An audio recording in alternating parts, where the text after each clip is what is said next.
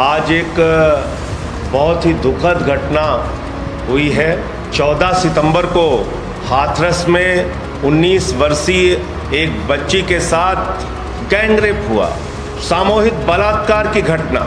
और सिर्फ बलात्कार ही नहीं, बलात्कार के बाद गले की हड्डी तोड़ दी गई, उसकी जीभ काट ली गई, मरणासन्न अवस्था में उसको छोड़ दिया गया। परिवार पुलिस के पास पहुंचा न्याय के लिए। पहले सिर्फ एक व्यक्ति के खिलाफ एफआईआर दर्ज हुई, एक अपराधी के खिलाफ एफआईआर दर्ज हुई। आपके राज्य में किसी के साथ भी कुछ भी हो रहा है। मैं जौनपुर गया था, एक छोटी सी बच्ची के साथ बलात्कार करके उसकी हत्या कर दी गई, वो भी दलित परिवार से थी। ये बिटिया भी वाल्मीकि समाज से, जो हाथरस की घटना हुई। लखीमपुर में गया मैं, वहां भी एक छोटी सी दलित परिवार की बच्ची के साथ बलात्कार करके उसकी हत्या कर दी गई, नृशंस हत्या। छोटी छोटी बच्चियों के साथ उत्तर प्रदेश में बलात्कार हो रहा है। बलात्कार करने के बाद उनके शरीर को छत विछत कर दिया जा रहा है, हत्याएं हो रही हैं। और योगी की सरकार बलात्कारियों को बचाने में लगी हुई है। आपकी सरकार जब चिन्मयानंद के पक्ष में खड़ी होगी तो कैसे न्याय मिलेगा, कैसे बेटियों को न्याय मिलेगा उत्तर प्रदेश में? हमको बताइए योगी जी। मैं बहुत पीड़ा के साथ पूछना चाहता हूं आपसे, आपके पूरी पुलिस सोती रही?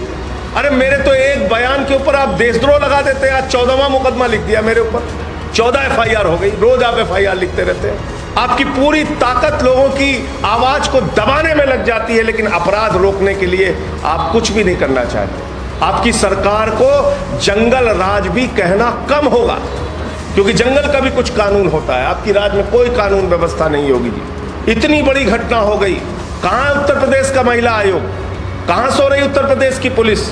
क्यों बलात्कारियों को बचाने की कोशिश की गई? क्यों उन बलात्कारियों के खिलाफ कार्रवाई नहीं हुई?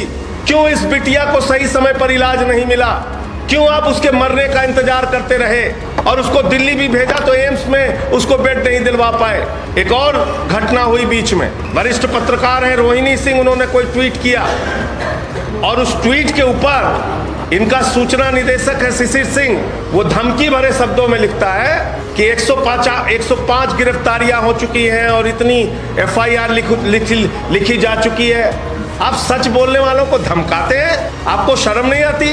आपका पूरा तंत्र इस काम में लगा है कि बलात्कार की कोई घटना पे बोले तो उस पे एफआईआर कर दो, हत्या की कोई घटना पे बोले तो उस पे एफआईआर कर दो। आपका एसएसपी इंद्रकांत त्रिपाठी से रंगदारी मांगता है और उनकी हत्या करवा देता है। वो खुलेआम घूम रहा है उत्तर प्रदेश के अंदर, उस पर कार्रवाई नहीं कर पाते आप, बलात्कारियों पे कार्रवाई नहीं कर पाते। रोहिणी सिंह को धमकाओगे, संजय सिंह पे देशद्रोह लगाओगे कि 105 एफआईआर हो गई है, सावधान रहना, बचे रहना। अरे तुम बच्चे हो, तुम्हें पता नहीं? मान लो उन्होंने आगरा लिख दिया था, तुम लिख देते हाँ ये घटना आगरा की नहीं हाथरस की है। पूरी घटना को ही तुमने कह दिया ये फेक न्यूज है, फलाना है, ढिमका है। तो मेरा सिर्फ इतना कहना है कि आज उत्तर प्रदेश के अंदर बेटियां सुरक्षित नहीं है। अपराध बहुत तेजी के साथ बढ़ रहा है। बच्चियों को माता पिता अपने घर से बाहर भेजने में डरते हैं, सहमे हुए हैं, रोते हैं, पता नहीं सुरक्षित आएगी नहीं आएगी। बलात्कार भी हो रहा है, हत्याएं भी हो रही हैं।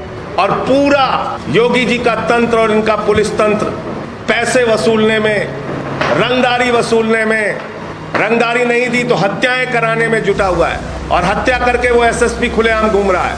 अब तक उसके खिलाफ कोई कार्रवाई नहीं हुई, बल्कि उसकी एक चिट्ठी भी वायरल हो रही है कि उसको क्लीन चिट दिया जा रहा है। तो कुल मिलाकर ये जो घटना हुई है, इसने पूरे उत्तर प्रदेश की जनता को, पूरे देश के लोगों को हिलाकर रख दिया है। दरिंदगी, हैवानियत की पराकाष्ठा है ये। और ये एक घटना नहीं, अनेकों घटनाएं, वो चाहे जौनपुर का कांड हो, चाहे लखीमपुर का कांड हो, चाहे अभी मेरठ में एक निर्भया कांड हुआ, बस के अंदर बलात्कार की घटना, और ये चाहे हाथरस की घटना है। उत्तर प्रदेश में पडरौना के अंदर एक बच्ची छेड़खानी से तंग आकर अपने आप को आत्मदाह करके मर जाती है। आप उसकी पीड़ा की कल्पना कीजिए। ये हो रहा है योगी के राज में। और कार्रवाई किस पे होगी? जो इनके खिलाफ आवाज उठाएगा उस पर मुकदमे करेंगे। पत्रकार हो, कोई नेता हो, कोई पॉलिटिकल पार्टी का कार्यकर्ता हो। आज आम आदमी पार्टी के कार्यकर्ता दुराचारियों के पोस्टर बनवा रहे थे, उनको गिरफ्तार कर लिया, क्योंकि दुराचारियों के पोस्टर में भाजपा के नेता हैं, उनको उठाकर महानगर थाने में बंद कर दिया।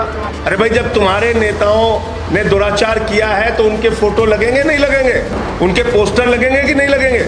इस पूरे प्रकरण में फास्ट ट्रैक कोर्ट बनाकर इस मामले के अंदर जल्द से जल्द कार्रवाई पूरी करके 6 महीने में इन तमाम दुर्दांत अपराधियों को फांसी की सजा दी जाए। नंबर 1, परिवार डरा हुआ है।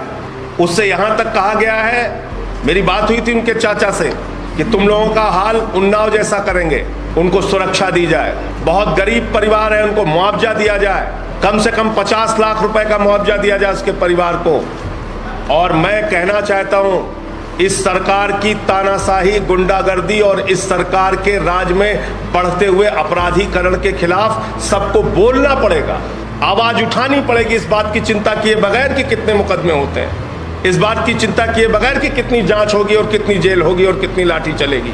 मैं आज बहन कुमारी मायावती जी का स्टेटमेंट देख रहा था, ऐसा लग रहा है भारतीय जनता पार्टी का मुखपत्र निकाल रही है।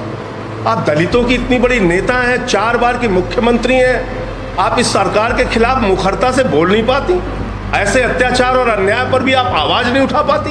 ये बहुत अफसोसजनक है कि ऐसे समय में भी इस तरह की राजनीति देखने को मिल रही है। मैं फिर से दोहरा रहा हूं, इस पूरे घटना में जो लोग शामिल हैं उन दुर्दांत अपराधियों को 6 महीने के अंदर फास्ट ट्रैक कोर्ट में मामले को पूरा करके फांसी की सजा दी जाए, 50 लाख रुपए का परिवार को मुआवजा दिया जाए।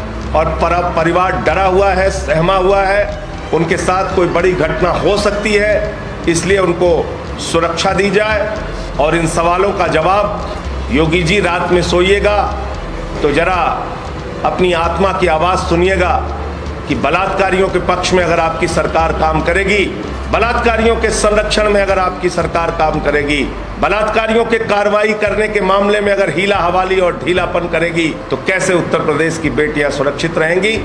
और ये एंटी रोमियो और दुराचारियों के पोस्टर लगाने का नाटक और नौटंकी आपकी सिर्फ एक ड्रामेबाजी साबित होगी, इसके अलावा कुछ नहीं।